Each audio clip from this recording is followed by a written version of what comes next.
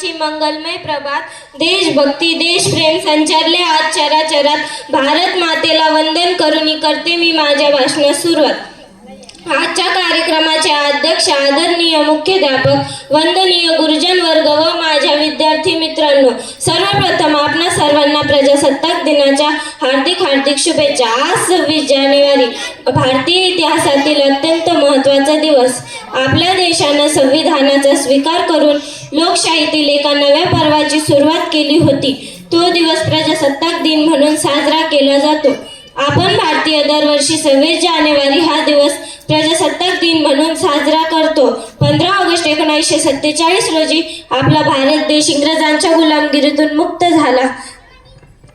स्वतंत्र भारताच्या पुढील योजना काय असतील, देशाची पुढील वाटचाल काय असेल, लोकांच्या कल्याणासाठी कोणत्या योजना राबवल्या जातील, भारताची एकता एकात्मता कायम राहण्यासाठी काय करावे लागेल, हे सर्व ठरवण्यासाठी एक समिती स्थापन करण्यात आली.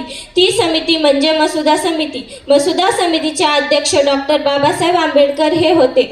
त्यांनी 2 वर्ष 11 महिने 18 दिवस अथक परिश्रम घेऊन आपल्या या भारताची राज्यघटना तयार केली. म्हणून त्यांना भारतीय राज्यघटनेचे शिल्पकार असे म्हणतात. भारतीय राज्यघटना ही जगातील सर्वात मोठी लिखित राज्यघटना आहे. 26 नोव्हेंबर 1949 रोजी आपली ही राज्यघटना अंमलात आली व 26 जानेवारी 1950ला लागू झाली. म्हणून 26 जानेवारी हा दिवस प्रजासत्ताक दिन म्हणून साजरा करतात. एवढे बोलून मी माझे भाषण संपवते. जय हिंद, जय भारत.